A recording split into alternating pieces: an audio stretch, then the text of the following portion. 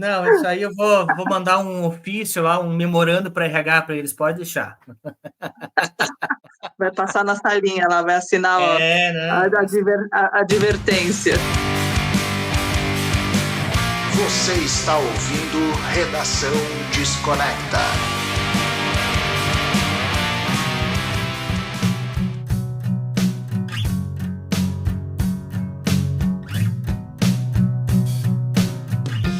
Fala aí, Desconectors, tudo numa boa?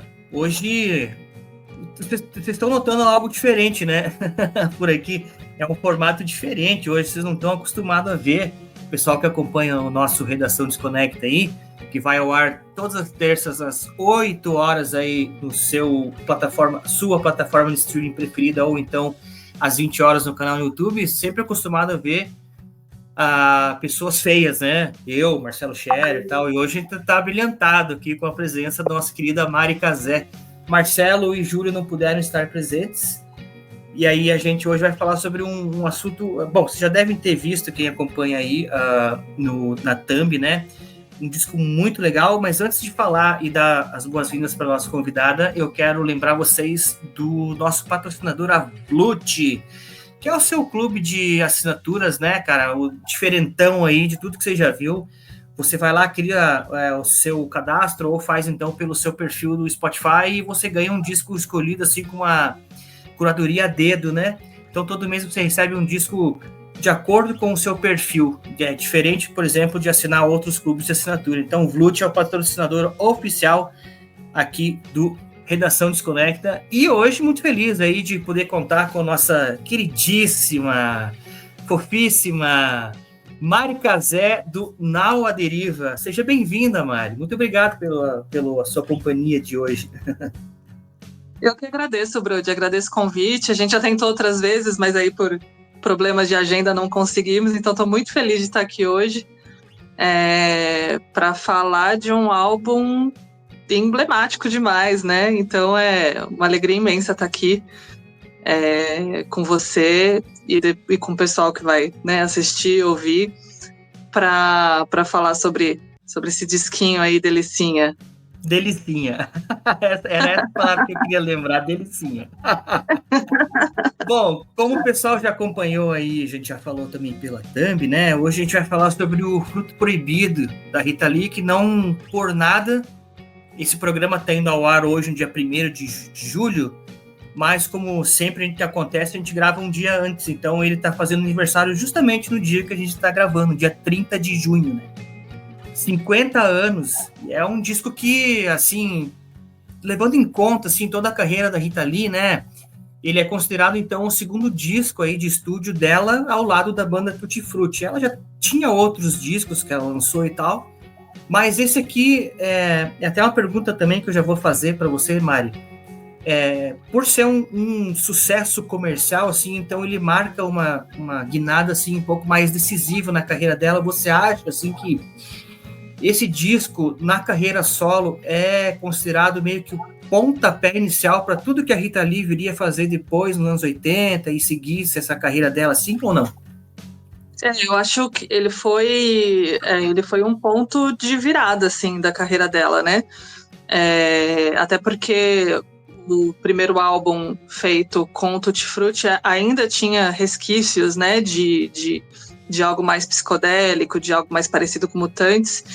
E nesse, né, com a formação já com o baterista... um baterista diferente, sem a Lucinha, acho que deu... E a liberdade criativa, né? Acho que a gente vai falar mais sobre isso lá para frente, né? Que nos outros ela não teve tanta liberdade, tiveram decisões da gravadora que ela não gostou, e esse ela teve 100% de decisão do que ela queria. E foi um sucesso, assim, estrondoso, assim, pensando em rock, né, Brody? Pensando no que fazia sucesso na época ali, né, um disco 100% rock and roll ali, vender, acho que na época foram 200 mil cópias, depois... Bastante pra época. Bastante pra época, né, acho que só Raul tinha feito grandes vendagens, assim, pensando em rock, e é uma grande vendagem até hoje em dia, né, se a gente for parar pra pensar. Eu acho que ele deu essa noção que ela podia fazer coisas muito boas. Acho que a carreira dela muda muito nos anos 80, com a chegada no final dos anos 70, com a chegada do Roberto, né? Acho que é uma unanimidade que é a fase pop dela, todo mundo. Mas eu acho que nesse sentido dela acreditar no potencial dela e o público acreditar no potencial dela e as gravadoras acreditarem no potencial dela, eu acho que sim, ele é um ponto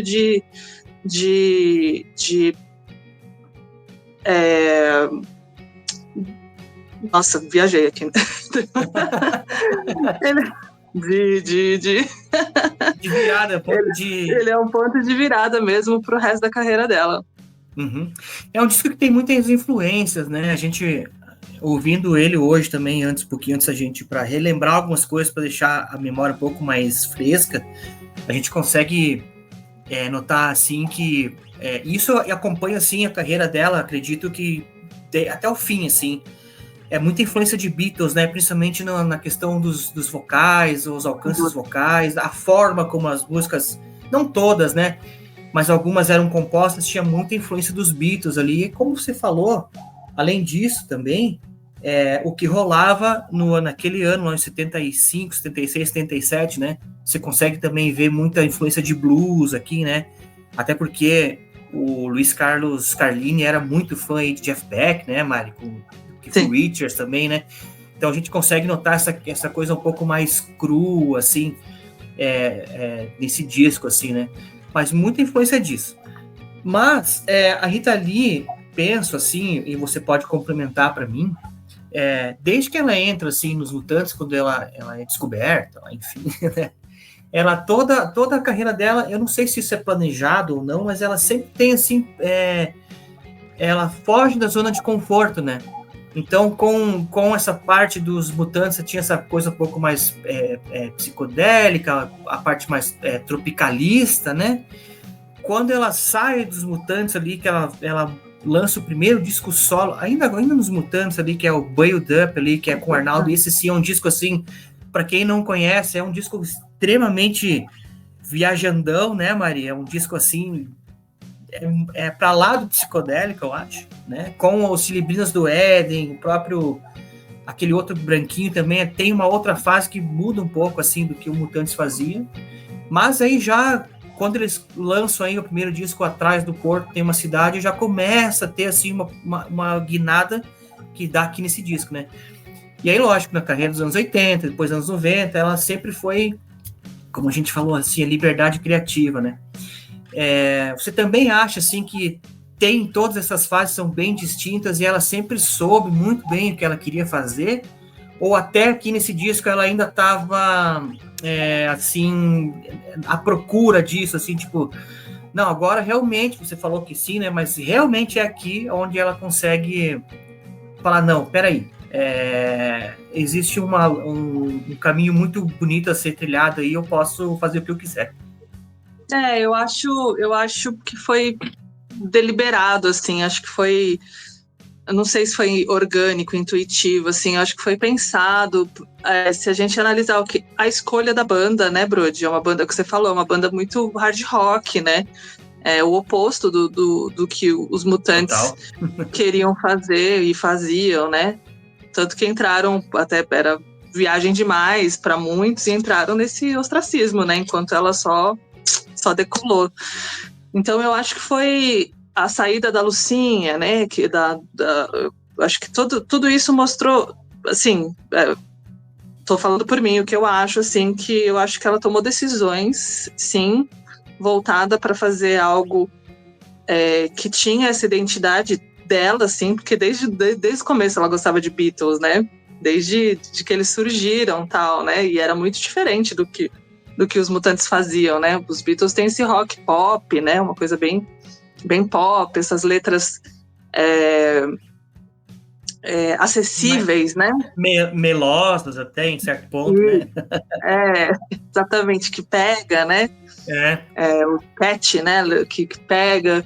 Então eu acho que, e da mesma forma, quando ela decidiu ir para essa questão mais pop, junto com o Roberto, eu acho que Eu acho que é a cara da Rita apesar de ser meio loucona, assim, de parar e pensar, não, esse é o rumo que eu quero seguir, quero fazer isso, quero falar sobre isso. Então eu acho que eu acho que a carreira dela foi pensada dessa forma, assim, e sempre arriscando. Acho que ela nunca caiu no mesmo, né? Porque ela podia ter repetido a fórmula, né? E ela não repetiu. Mesmo nos discos ali no Mania de Você, no Saúde, que tinham certa identidade, né? Ela até colocava o nome Rita Lee, os homônimos, né? Ainda assim tinha sempre algo diferente. E eu acho que é isso, assim, acho que a Rita é muito, acho que hoje nem tanto mais, mas acho que ela foi muito subestimada, né, Brody, até em questão dos vocais. A gente vai falar aqui nesse disco, aqui, o quão ela canta bem. Então. Compõe bem, toca, né? Ela foi dispensada do Mutantes porque, não toca nada. Tipo, eu acho que ela foi muito subestimada. E mostrou que, cara, ela tem completa noção do que fez da carreira dela. Do que fazia naquela época, né? Eu penso assim que até então, quando ela lança o Fruto Proibido, ela ainda tinha essa imagem de ser a garota dos Mutantes. Sim. Né? Por causa de ser uma banda dos irmãos que tocam muito bem. Não vamos jamais desmerecer o trabalho do Arnaldo e do Sérgio, né? Foram importantíssimos para aquele momento que eles surgiram, todos os discos, assim, praticamente todos, assim, importantes, não só para o Brasil, mas para o mundo inteiro, né? Muita gente o Kurt Cobain uma vez veio para cá e falou que, poxa, eu conheço Mutantes, eu acho uma banda legal, então não sei, cara, Kurt Cobain, entendeu? Kurt Cobain, que era o Kurt Cobain, o cara do Nirvana. E foi por causa dessa declaração dele que as pessoas redescobriram Mutantes, inclusive. Exatamente, ali, né? Fora montoeira de DJs que redescobriram música brasileira nos anos 90 ali, que levaram músicas para fora, enfim. Esse é outro assunto que a gente vai entrar. Mas até então ela tinha essa imagem de ser a garota dos Mutantes, como você fala, subestimada. A gente via ela assim em vídeos vem assim ainda, se você procurar no YouTube tem, mas ela ali tocando pandeirinho, fazendo vocais e tudo. Mas, poxa, aqui ela toca piano, ela toca melotron, ela toca violão, ela toca flauta transversal. Como que ela não é uma musicista, entende? Exatamente. Então ela tinha um potencial muito grande que não era aproveitado, né? Lógico, tem toda a história por trás dos Mutantes, aí, enfim. Eu acho que ela é bem isso, assim, cara. Ela acaba se cansando e esse movimento tropicalista aí acho que deu sabe, tipo, encheu a cabeça dela, falou, não quero mais, cara. Eu quero realmente ser a ovelha negra de todo mundo aí, falar que a mulher pode, né? Ela pode decidir por si. E isso eu acho que também, por ser, assim, transgressora nesse sentido de tomar as rédeas da sua carreira e se decidir, isso aí acaba também incomodando muitas pessoas, né? Principalmente a imprensa, né? Que naquela época era bem mais conservadora, né? Então isso aí acaba também, assim, em certos ajudando e não sei se talvez prejudicando, cada vez ter que ficar provando, não, peraí, eu sou mulher e tal. Você imagina hoje, se hoje, 2025 é assim, 75, 50 anos atrás... Exatamente. Né? E, enfim, eu acho que, como eu falei, tem essa questão aí. A gente via também, quem assistiu o documentário, a gente já comentou sobre isso, né? No off, enfim, a gente falou uma vez, que o documentário deixa um pouco a desejar, eu acho, principalmente a parte dos Mutantes, mas eu acho que ele foca na carreira da Rita Lee, enfim, né? Quando ela sai em carreira solo. Legal. Mas o que me chama a atenção no documentário, não sei se você também tem essa percepção, é que ela sempre foi, apesar de ser, como você falou assim, loucona, não sei se cita essa palavra, loucona, né? Mas ela era muito ligada com a família, com a mãe, com as irmãs, né? E ela tinha, assim, a irmã, acho que a irmã mais velha, que ela era atriz de teatro e tal, então ela aprende, quando elas são menores, assim, essa questão de estar em cima do palco, interpretar, isso aí dá um up a mais na carreira delas, também tem essa percepção, né? Eu acho que é justamente aqui, porque a gente vê vários vídeos delas imitando um personagem, uma persona, que talvez não é ela, tipo o David Bowie, com as várias personas, né? a Rita Lee também tem essas várias fases, né? Sim, verdade. E é muito legal, assim, no documentário, no livro dela, né, se fala muito dessa questão familiar, e é muito interessante, né, jovens ali nos anos 50, né, serem criados com essa liberdade de se expressar, né, de ser artístico, né, porque naquela época era muito, não, você tem que, não que ela não fosse cobrada por isso, né, mas tem que estudar, tem que ter uma profissão, e ela também tinha um jeitinho dela de conquistar as coisas, né, o pai dela era, ela era mimada mesmo, assim, não no sentido pejorativo, assim, era bonita a relação deles, né, de admiração, e é isso, né, por isso que a gente fala em relação aos mutantes, até apesar do documentário não abordar muito, na biografia ela até fala bem, até porque a biografia é desde a infância, né, então não tinha como pular os mutantes, ela fala muito disso, né, de tudo, né, do processo na escola, né, essa questão de a banda se formou ali, né, com uns amiguinhos, né, as meninas, depois juntaram os meninos. Eu acho muito legal, assim, acho que para quem não teve a oportunidade de saber mais desses detalhes, porque a Rita a gente fala, a Rita ela faz parte, né, da nossa cultura, e a gente ouve a Rita, e todo mundo conhece a Rita, mas às vezes não conhece esses detalhes, então é válido aí para o pessoal que não leu a biografia Laranjinha, né, a primeira, que não viu o documentário, que veja, assim, porque tem essas nuances, o amor dela pelos bichos também, né, começa ali desde muito jovem e tal, então isso tudo forma caráter, né, Brody? E é isso, formou uma artista nata, né, acho que você não consegue imaginar a Rita fazendo nenhuma outra coisa, né? Verdade, cara. Uma mulher que tem uma postura muito forte, né? E esse disco é um retrato disso, eu acho, assim. Tem algumas letras que me parecem, assim, quando a gente lê, assim, que invocam esse lado, assim, eu não quero me tornar pejorativo na palavra, assim, mas esse lado mais feminista, sabe?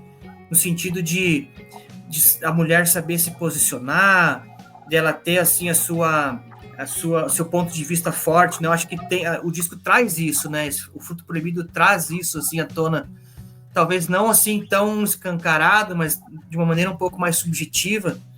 Eu acho que ele tem traz isso assim à tona para o pessoal. Você também tem essa impressão, Mari? Sim, sim.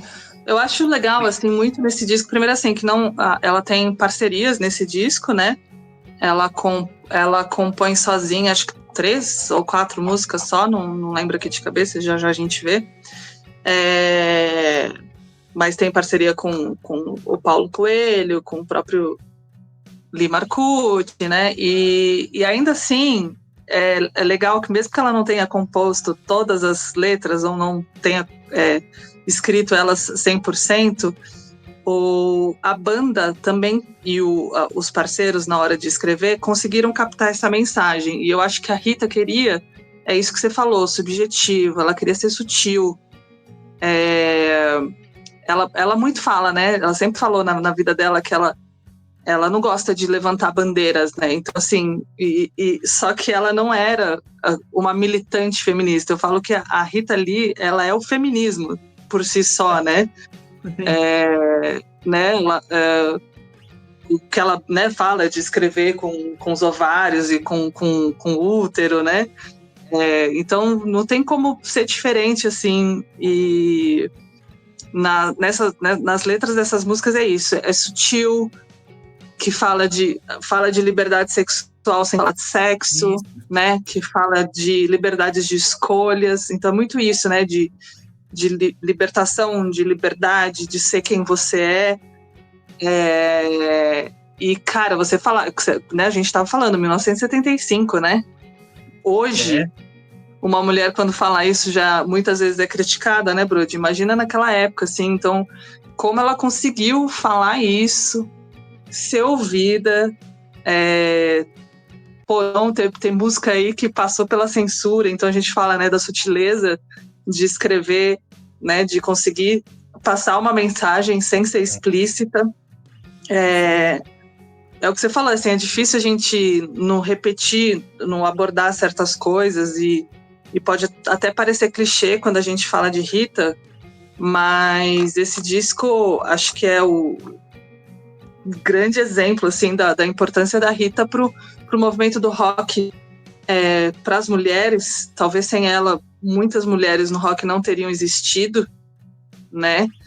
E dela se posicionar fazendo o que ela queria fazer, entendeu? Não copiar o rock de homem, né? Não copiar o que os outros homens estavam fazendo e mostrar que ela poderia fazer melhor do que os homens, não. Ela mostrou que poderia ser igual ou melhor do que eles, fazendo o que ela queria fazer. E esse disco é a prova disso, de sutilezas que começam na capa, né? Sim. Ela sentada do jeito que ela tá ali, né, sentadinha, assim. Até tava lendo aqui agora, né? Tem essa coisa de ser uma como é que se diz? Uma referência a Eva, né? Do Adão e Eva, né? Sentadinho. Exatamente. Ali e tal. Então começa pela capa, tem todas as letras, enfim. Uma produção muito bacana. Quem produziu esse disco foi o Peninha Schmidt e o Manuel Barenboim, que eu acho que na época eram os maiores produtores, assim, da época, né? E eu quero te fazer uma pergunta, já que a gente falou tanto de letra, de sutileza, assim. Esse disco tem 3 grandes sucessos, né? Que é o Agora Só Falta Você, esse tal de Rock and Roll, que é a música que ela compõe junto com o Paulo Coelho, né? Que é uma espécie de manifesto, enfim. E Ovelha Negra, que é considerada aí por muitos um dos solos, ou se não o solo mais bonito da música de rock brasileiro, né? Composto pelo Carlini. Você acha, assim, com tudo isso que a gente comentou até agora e prestando um pouco mais atenção nas letras, hoje, né? A gente já conhecendo, assim, tendo ouvido, lido, estudado, lido biografias e tal, você acha que esse disco, assim, é um disco mais autobiográfico, assim, que conta tudo, assim, que ela queria contar? Eu tenho a impressão que sim, que é um disco, talvez não 100%, mas ele tá ali para ser um disco sem todas as músicas serem autobiográficas. Então, é aquilo que a gente falou, mesmo as músicas que não foram compostas totalmente por ela, por isso que eu falei, acho que as parcerias captaram a essência do que ela estava querendo passar. Primeiro que Ovelha Negra é a música que representa a Rita Lee, aí ela é 100% autobiográfica, né? É uma das músicas que ela compôs sozinha. É ela, e ela deixa claro isso, né? Agora Só Falta Você, ela pegou o final da música, né? Então ela compôs mais da metade pro final. Então é aquilo que eu falei, não dá para falar, o que você falou, né? Não é 100% autobiográfica, mas tem essa essência, e acho que essas parcerias reforçaram muito isso. E aquilo que eu falo, assim, eu falo muito de grandes artistas, eles têm essa capacidade, né, Brody? Eu falo muito isso do Nando, tal, que quando a música vai para fora, ela pode ser interpretada de qualquer maneira, né? Não é que nem aqueles artistas que viram e falam, não, essa música significa isso, isso, isso. E acho que a Rita tinha um pouco disso também, né? A partir do momento que a música foi para o público, ela pode ser interpretada de qualquer maneira, do jeito que a pessoa acha interessante. Então é interessante ver esse disco como autobiográfico, mesmo não sendo, porque ele capta muito a essência a alma, né? O momento, as escolhas que a Rita estava fazendo, né? Esses exemplos das músicas, né? Agora Só Falta Você, que é um grito, né? De liberdade, Ovelha Negra, que é assim, Rita Lee 100%, e esse tal de Rock and Roll, que é parece ela, parece a mãe dela, né, conversando com ela, né, tipo... É muito, muito legal, assim, acho que esse disco captou a essência, acho que a banda, o Tutti Frutti, os parceiros, Paulo Coelho, eles captaram a essência do que a Rita queria passar. E eles ficaram, né, é importante lembrar, né, Brody, que eles se juntaram, né, numa casa para fazer uma imersão ali, então com certeza teve muita troca, muito pitaco, né? E é isso, assim, acho que se alguém quer conhecer a Rita, não sei se você concorda, assim, se alguém quer conhecer a Rita não só como artista, mas como ser humano, assim, acho que esse disco é o disco que eu apresentaria, sabe? Você quer conhecer a Rita, ouça esse disco. É por isso que eu fiz a pergunta, eu fiz essa pergunta capciosa no começo aí. Se é o disco que é como se fosse, sei lá, a gente pode considerar como o marco zero da carreira dela, assim, né? Ou que o disco que vai direcionar toda a sua carreira, né? Porque é isso aí que você falou mesmo, assim, até então a Rita Lee tinha um estilo, depois, somado a tudo isso, ela começa, como eu falei, né? Ela tem, assim, essa percepção de que, peraí, cara, por mais que eu esteja nos anos 70 aqui, eu tenho essa liberdade, essa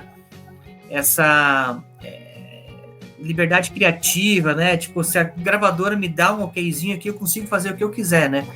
E lógico, a participação da banda foi muito importante, porque vamos combinar que a sonoridade desse disco, assim, era uma coisa, assim, bem à frente do seu tempo, né, Mari?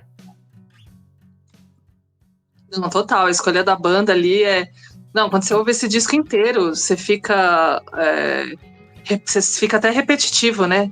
Nossa, a guitarra dessa música é maravilhosa. Nossa, o baixo dessa música é maravilhoso. Nossa, né, tipo... eu acho que é isso, foi essencial no estilo de som que eu acho que ela queria passar, aquilo que a gente falou ali no começo, né?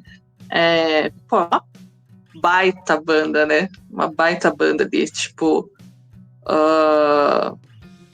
né, o Carlini e o Marcucci ali nem se falam, mas lembrando né? O Frank Paolillo, né, na bateria. Cara, que baterista é esse, gente? Pois é, o som da bateria disso aqui é muito bom, cara. É bom mesmo. É muito bom. Aí Ele não cansa, né? Tem os backing vocals, né, que com certeza foi uma decisão dela colocar a Manito ali no saxofone. Eu acho que essa banda, a banda do Raul, ali nos anos 70, putz, você tinha grandes músicos, né? Músicos de estúdio, músicos de banda de forma geral, assim. Acho que, cara, acho que é o ponto alto desse disco, assim, é o que eu falei, para trazer a essência dele, assim. Acho que não teria outros acompanhantes para ela ali. Assim, a banda, a gente fala, é o disco, né? Rita Lee Tutti Frutti. A gente tem que lembrar que é um disco de uma banda, né? Não é carreira, não é tipo a Rita Lee solo. É solo, né? É a banda assim, Tutti Frutti. Solo nesse sentido, né? De ela com banda de estúdio e não se, né? Tanto que quando você abre ali o disco, aparece, ela tá ali, óbvio, na capa, mas na contracapa, quando abre o disco, aparece a banda toda, né? E ela tá até no canto ali, ela não tá centralizada. Achei legal aquela também decisão, não sei se foi aleatório, mas se foi uma decisão coerente, achei legal de colocar ela no canto e os outros mais centralizados ali. Mas eu acho que essa banda com certeza elevou assim o patamar desse disco a 1000%, assim, de qualidade, né? Sim. E é um disco que, como a gente falou, né? Ele vendeu bem aí, chegou a vender até, acho que chegou em 150 mil, depois ele passa para 200 mil cópias, assim, né? Tipo, meio que um recorde, assim, para o estilo, né? Como você falou de rock, né? Mas quando ele foi lançado na época, assim, ele deu ele não foi 50-50, assim, né? Teve pessoal que gostou e teve o pessoal que não levou muita fé, né? É o que eu digo, a crítica especializada, né? Desceu. Como que vai ser isso aí? Não vai rolar, entende? Teve isso também, não teve? Era meio que parece que faz parte, né, da crítica musical, dos críticos musicais aqui do Brasil, né? O rock anos 80 passou muito por isso também, né, Brody? Total. de ter muita crítica, mas é aquilo, esse também é um daqueles discos, acho que Paul McCartney passou muito por isso também, né? De discos que foram criticados na época e que depois, pouco tempo depois, viraram grandes clássicos aí, e os próprios críticos tiveram que rever, né? Pois é. Rever, né, todo o conceito ali do que estava sendo feito, né? Mas parece que é uma função. Eu, como jornalista, eu falo assim, que parece que... Por isso que eu sou uma jornalista que critica os jornalistas, assim. Que parece que o crítico tem que falar mal das coisas. Mas também a gente tem que lembrar que tiveram críticas boas, né? É o que importa. Né? A própria Folha de São Paulo, né, definiu um disco como mais adulto, mais rock and roll e com músicas mais sérias, que prezou a qualidade dos músicos aqui que a gente estava falando. Cadê, ó? O Nelson Motta, né, como um dos melhores lançamentos de 1975. Essencial, né? para isso, né? O cara sabia bem elogiar bem, né? E sabia não elogiar também, né? Para não falar outras palavras, mas enfim. Mas ele elogiou bem isso aí, né? Então é importante isso, né? É que são caras que viam, conseguiam ver que tinham mais além, né? Não ia ficar nos 75, era uma carreira que ia ir para frente, assim. E lógico, né? Que eu disse, um disco transgressor, né? Até então, cara, vamos pensar assim que o rock sempre foi uma coisa de bandido, né? O pessoal sempre achou que era coisa de bandido, então coisa de machão, entendeu? Sim. Aí daqui a pouco chega uma... que ela era, no começo ela era ruiva, daqui a pouco é loira, daqui a pouco é morena, eu nunca sabia como é que ela tava, né, cara? Então chega uma moça, uma mulher bonita, assim, com presença de palco, com uma banda foda, entendeu? Cantando, quem é esse tal de rock and roll? Agora só falta você, e falando sobre tudo isso, cara, deve ter dado um nó na cabeça de muita gente, mas os caras que estavam ligados, né, no caso aí, você falou o Nelson Motta, sabiam o que estavam falando, né? Eu tava lendo uma... A gente procura, quando a gente vai ler, assim, quer se informar de vários assuntos, né? E olha que engraçado, no Rate Your Music, né, que tem várias resenhas e tal, o pessoal considera isso não apenas um disco de rock, mas sim um disco de glam rock, né? Que era o que sei lá, David Bowie estava fazendo, o T-Rex, o Roxy Music, né? Então, e aí pensando, tem acho que alguma coisa assim, não sei se eu consigo ver muito disso aí nesse Fruto Proibido, mas eu acho que tem algumas, talvez pelo fato de ter saxofone, de ter flauta em algumas músicas, acho que talvez isso que deva ter essa conotação, né? Um pouco da aparência física dela também, né? Durante a promoção desse disco, no clipe do Style de Rock and Roll, ela tá bem glam, né? Mas eu concordo com você, assim, tem muita gente fala dessa questão dele ser um disco glam rock, e fala de blues também, eu acho que às vezes talvez ele seja mais bluseiro até do que glam. Mas é o que a gente falou no começo, assim, até pela banda, eu acho que é um disco muito mais hard rock mesmo, muito mais rock do que glam rock. Mas assim, também tá ali, né? Acho que tá bem... sutil. Exatamente. E é o que você falou, dá pra encontrar elementos ali de tudo, né? Tem músicas ali que a gente vai ter blues, que vai ter essa questão que você falou, tem um saxofone, tem outros instrumentos ali que dão essa cara do glam, mas tem as baladas. Eu acho que é um disco, mas para mim assim, ele é um disco que firma como rock and roll mesmo, assim, e acho, né, isso que você falou de essa questão do rock de ser coisa de macho, de agressivo, do rock mesmo, assim, e ela consegue trazer essa leveza, né, e sendo revolucionária ao mesmo tempo, né, mostrar que a mulher podia fazer rock and roll sério, né, sem sem se explorar, né? E que tinha bastante mulher fazendo isso, né? E passou a ter depois, né? Eu acho bem legal. É o legal do rock and roll, né? Que a gente tem, às vezes tem menos, assim, outras vertentes musicais, né? MPB também tem essa questão de explorar muito mais o talento do que a sua própria imagem, né? Que acho que é uma coisa que hoje o pop tem muito, né? Das artistas explorarem muito, muito sua imagem e não tanto seu talento, né? E eu acho que o rock feminino ele tem essa vantagem aí, né? A mulher roqueira, ela quer mostrar conteúdo, né? Não que a galera do pop, também não tô querendo, que eu gosto de pop também, mas eu acho que é um grande diferencial, assim, e nesse disco ela mostrou, né, que a gente fala, né, mostra aí pra patotinha masculina ali, né, que ela tava no meio ali, né, Sim. Os Mutantes foi uma referência disso, que ela foi descartada, né, que a mulher não é descartável pro rock, né, Brody? Não, jamais, cara. E eu tenho assim comigo, cara, que bom, a Rita Lee, a gente conhece ela como a rainha do rock, né?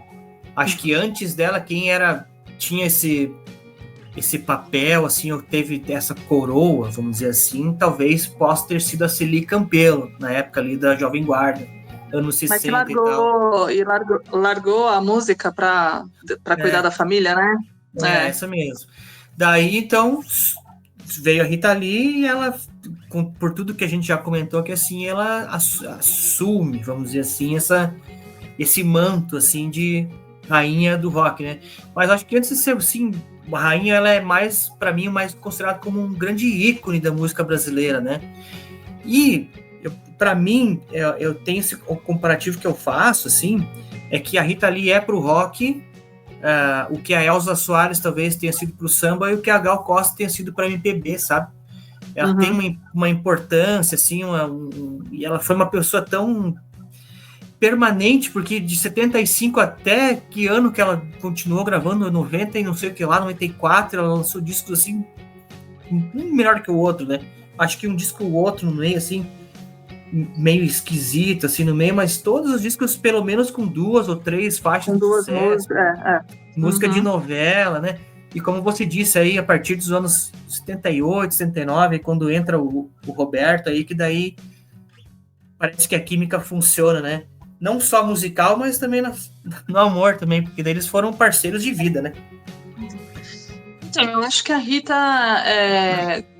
que você falou de ícone, eu falo que a Rita é onipresente, né? É impossível você ser brasileiro e nunca ter escutado Rita na vida. E eu só me toquei, Brody, acho que eu nunca contei essa história, que eu era fã da Rita sem saber que eu era fã da Rita. Olha aí. Porque eu sempre ouvi, né? Óbvio, porque não tem como você ser uma criança nos anos 80 que nunca ouviu Rita Lee, né? Ela estava no rádio, ela estava na TV, era clipe, era fantástico, né? Não tinha como passar batido por ela, assim. E aí vi show, né? Vi show dela. Então, e aí teve uma época que eu virei para uma amiga minha, tal, e a gente tá falando de Rita Lee, eu falei, putz, eu gosto dela, mas eu não sei se eu posso me considerar fã, né? Porque eu não conheço tudo dela, né?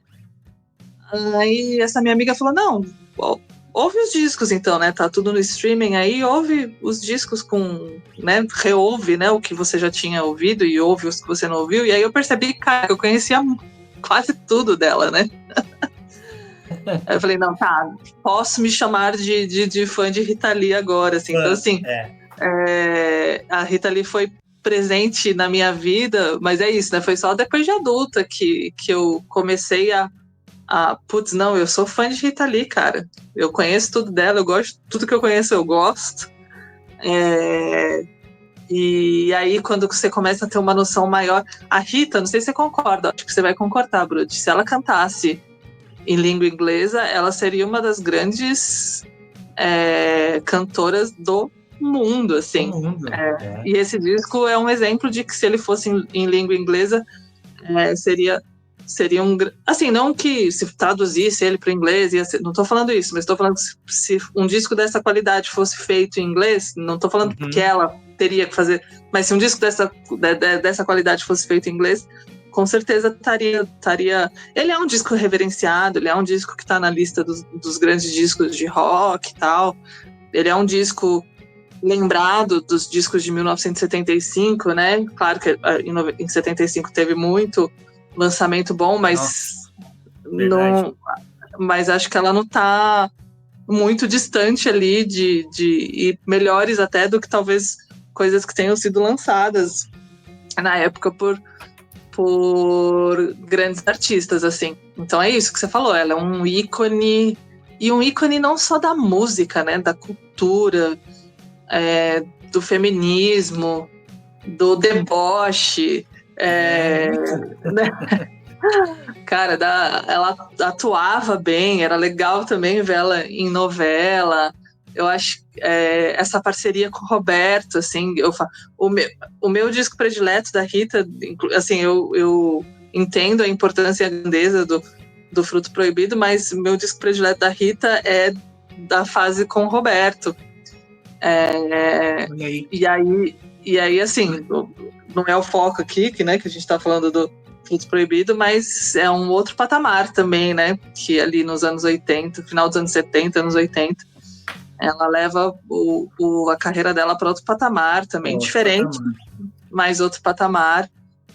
Mais um ponto de virada, né? Quando ela conhece o Roberto, mais um ponto de virada.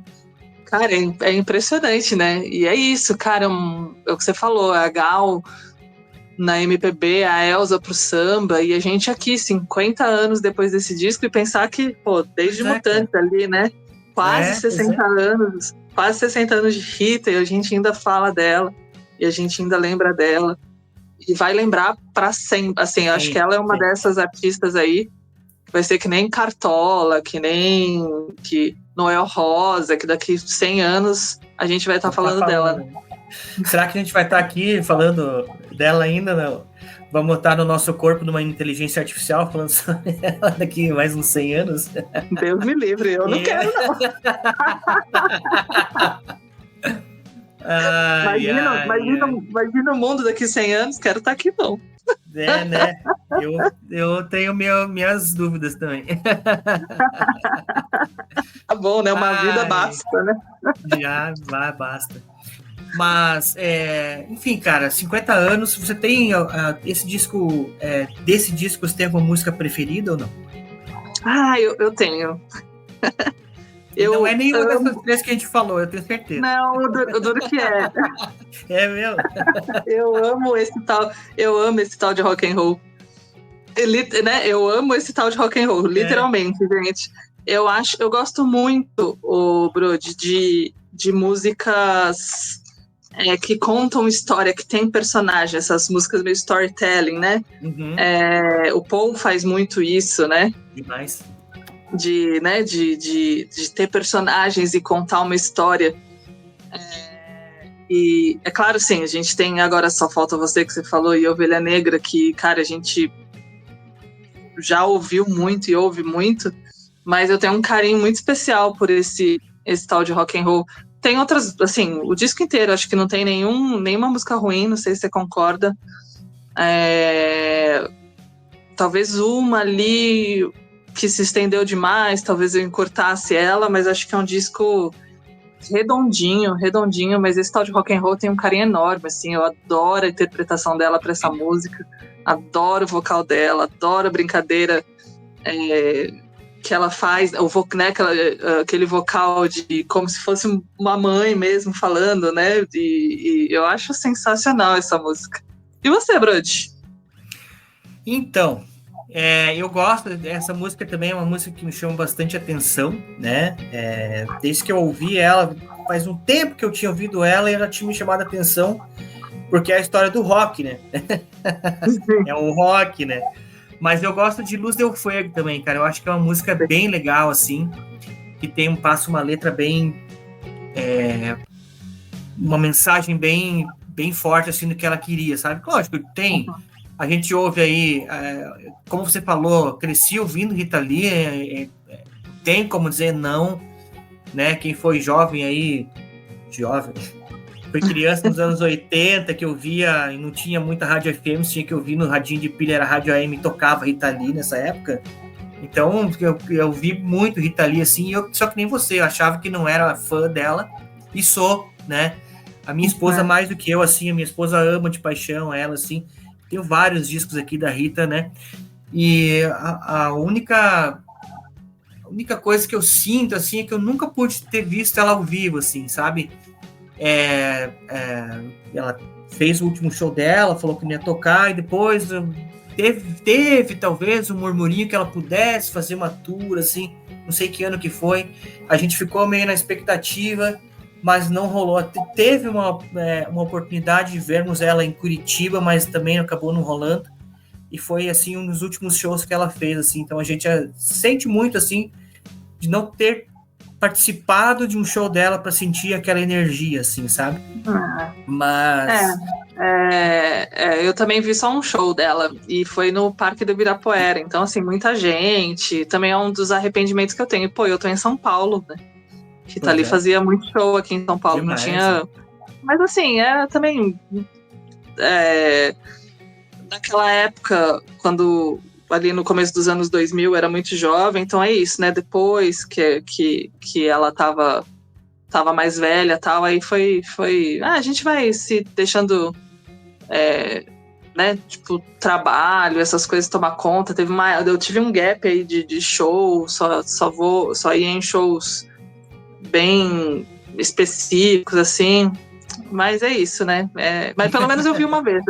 Eu vi em 99 o show dela. Foi marcante porque você lembra, né? Importante é isso. Ela teve uma oportunidade de ela vir a Pato Branco, aqui onde eu moro, uma vez, em 93, acho que foi. 93. Teve um festival aqui na cidade que se chamou-se Estação da Luz. Estação da Luz porque é a música, né? Do Alceu Valença, da Estação da Luz e tal. E o Alceu Valença é padrinho, é compadre do cara organizador daqui, do Palito, né? Que era o cara que organizou. Tá. E as bandas que eram para vir eram o Titãs, o Barão Vermelho, o Alceu, o Pepeu e a Rita Lee. E a Rita Lee, na última hora, acabou desmarcando, assim. Então, ai, que feio. Cara. Daí não lembro por quem que eles substituíram, enfim. Foram 3 dias, assim, de festival. Mas o cara... Acho que terminou de pagar o festival faz pouco tempo, assim, porque foi mal organizado, assim, a questão das pulseirinhas, pessoal falsificou pulseira, tomou um prejuízo bem grande, né? Bom, pra você ter uma ideia, esse festival, o cara contratou o som do pessoal que fez a sonorização do Rock in Rio 2. Nossa! Então era palco, assim, o cara que fazia a sonorização de Michael Jackson, fazia a sonorização de... Aí, então tava aqui em Pato Branco, cara, olha, esse 93... Cidade com 40 mil habitantes, eu já vi uma coisa dessa. Que estranho, né?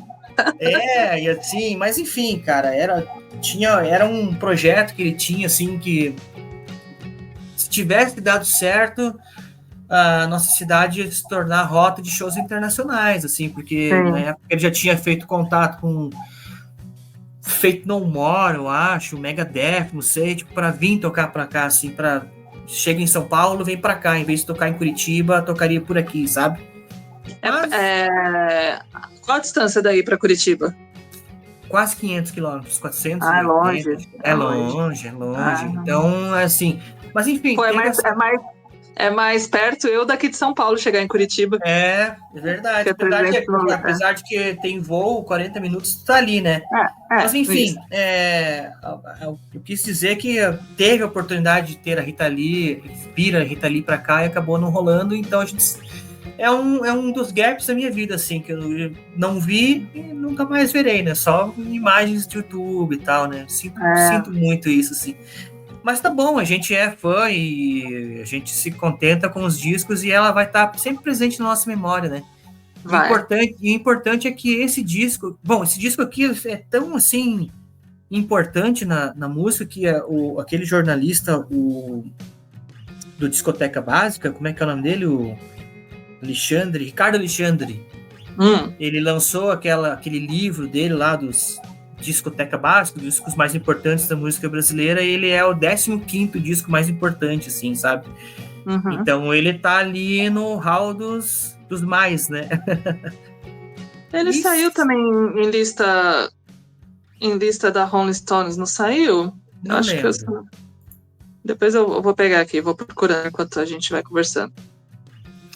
Mas enfim, cara, é um disco que eu acho que esse é um disco que talvez não seria pensado ser lançado em 2025, assim. Eu acho que seria talvez um disco que pudesse ser, como a gente fala hoje, cancelado. Não sei, né? Tem essa impressão, pelo menos. Aqui pela Rolling Stone ele é o 16º disco de discos da música brasileira, então inclui MPB, e aí ele é aí tem os Mutantes de 1968, o Kringer Bandolo, o resto é tudo, não, tem Racionais MC, o resto é tudo MPB. Pra tu ver.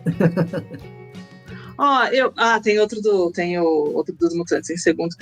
Então, eu não sei se ele seria cancelado. Eu acho. Você acha? Por quê?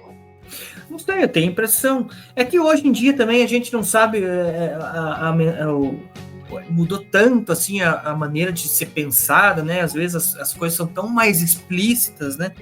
Uhum. Talvez então vou mudar. Talvez ele não seria um disco cancelado, mas ele seria um disco que talvez não tivesse tanto apelo, não tivesse tanto reconhecimento. Hoje em dia, relevância, né? Uma relevância, talvez seria só mais um, assim, entendeu? Talvez pelo nome Rita Lee conseguisse alcançar algum destaque um pouco maior, mas não como foi em 75. Aí, é diferente, né? Hoje é muito... Principalmente quando você pensa no impacto disso nos mais jovens, né? Que é isso, a gente é impactado pela música muito jovem, né? Uhum. Ali criança, ouvindo o que seus pais ouviam, aí depois ali na casa dos 10 a 12 anos, você costuma ter seu primeiro grande ídolo ali por conta própria.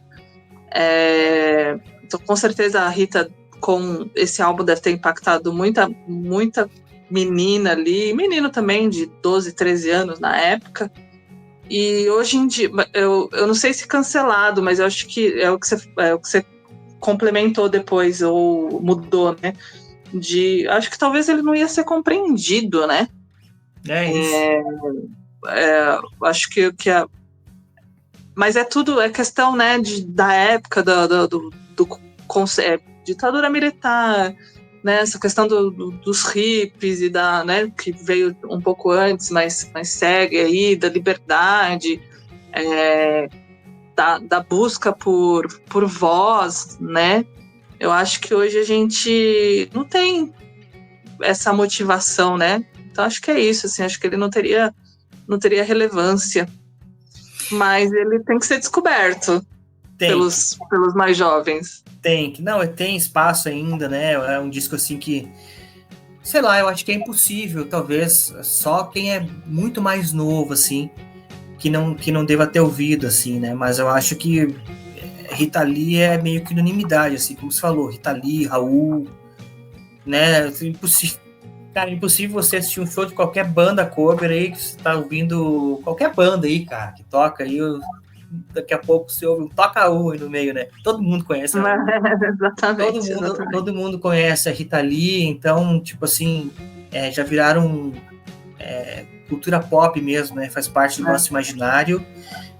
E, bom, o que eu tenho ainda para dizer sobre isso, cara, é que vê se você concorda comigo, assim, mas o Fruto Proibido, ele agora é a colinha, tá? Ele não foi apenas um disco, assim, mas ele é um resultado direto de uma travessia. Da mulher colocada à margem, nasce uma compositora central. Da vocalista vista como coadjuvante, emergiu uma artista completa. E do silêncio da expulsão, veio a voz aí que viria a ecoar décadas da música brasileira. Esse eu acho que é o resumo mais bonito, assim, mais completo que eu posso fazer, assim, não sei se concordam comigo, sobre esse disco Fruto Proibido, que acaba de completar 50 anos. Foi o tema aí do nosso bate-papo de hoje. Mari, deixo aberto aí para você ter as considerações finais. Deixa também o contato do pessoal do Now, fala das lives, fala onde o pessoal te encontra em outros canais. Agora é a hora. Nossa, Brody, obrigada, assim, acho que é isso, esse disco é essencial, né, acho que se a gente fizer uma listinha aí de 10 discos do rock nacional de todas as décadas, acho que vai estar na nossa lista, acho que vai estar com certeza na sua, na minha, estaria ali e bem colocado.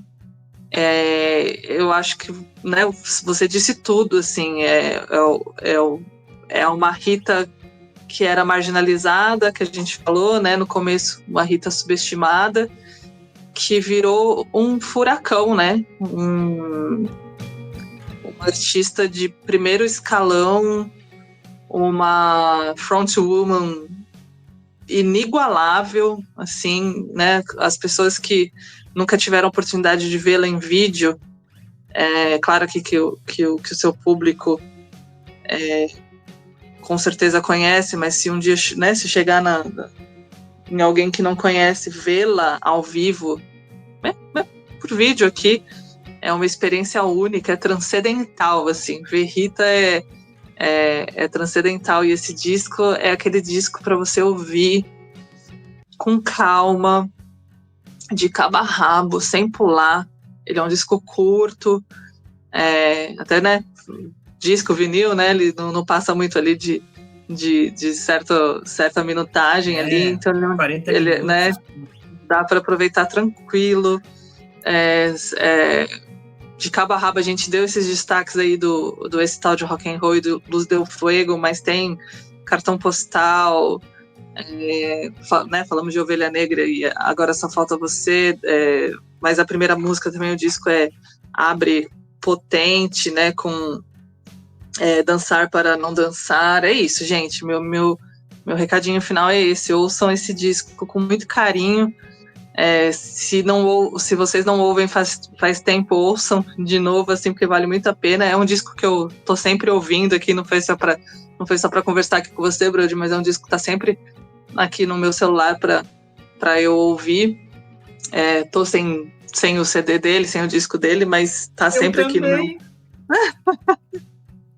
Eu também.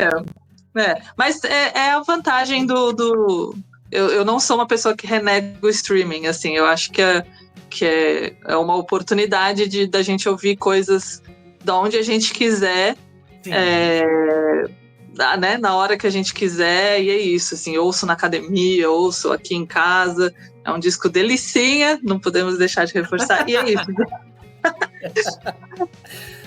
E aí, então a gente tá com Now à Deriva, que aliás até preciso mudar aqui, que agora é Now à Deriva Oficial, lá no Instagram. Então a gente não fala mais só sobre rock nacional, agora a gente fala sobre música, cultura, arte brasileira. Legal, de forma geral. Brody, espero você lá, vamos combinar um teminha lá pra gente falar.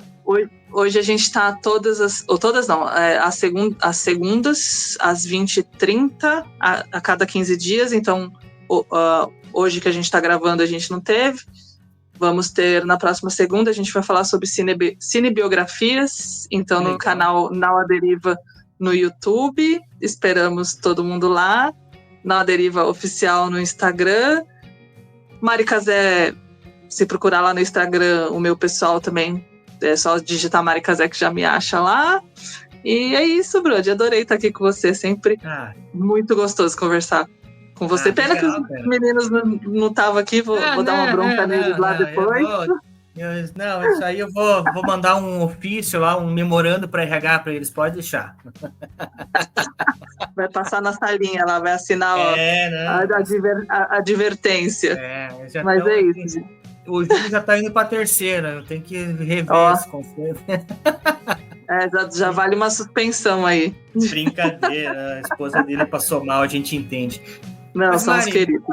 Mari, muito obrigado que você aceitou o nosso convite aí para participar, né? A gente, assim, não entra muito a fundo em toda a história do disco, assim, até porque a intenção não é, assim, fazer um faixa a faixa, falar sobre o total. A gente quer, assim, trazer, assim, as nossas percepções sobre esse assunto, os assuntos, né? E eu acho que o legal é isso aí mesmo, assim, eu acho que deu pra gente esmiuçar sobre esse disco, que é um disco, assim, relevantíssimo, importantíssimo para a música brasileira, né? Se você, por um acaso, cara, se por um acaso tu ainda não ouviu esse disco, ou só conhece Ovelha Negra, cara, vá ouvir, entendeu? Depois disso daqui, ouça, absorva o que a gente comentou aqui, todas as informações que a Mari trouxe para nós aí, que é bem delicinho, o disco é bem delicinha mesmo, e vocês vão gostar, tá?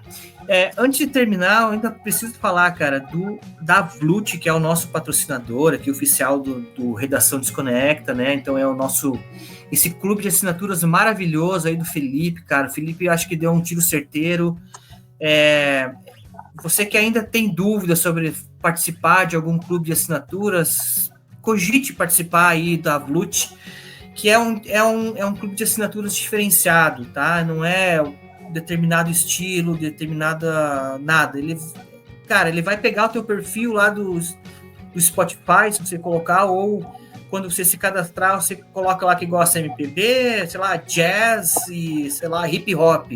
Ele vai trazer só coisas de qualidade para você, ter certeza que você vai gostar, entendeu? Então, dá uma olhadinha, vlut.com.br, vlot.com.br, que você vai gostar. Lembrando que o Redação Desconecta vai ao ar todas as terças-feiras às 8 horas da manhã nas plataformas de streaming e às 20h30 no YouTube. Beijo, Mari. Obrigado mais uma vez. Pessoal de casa, eu que agradeço. A gente se encontra no próximo. Beijão, até mais.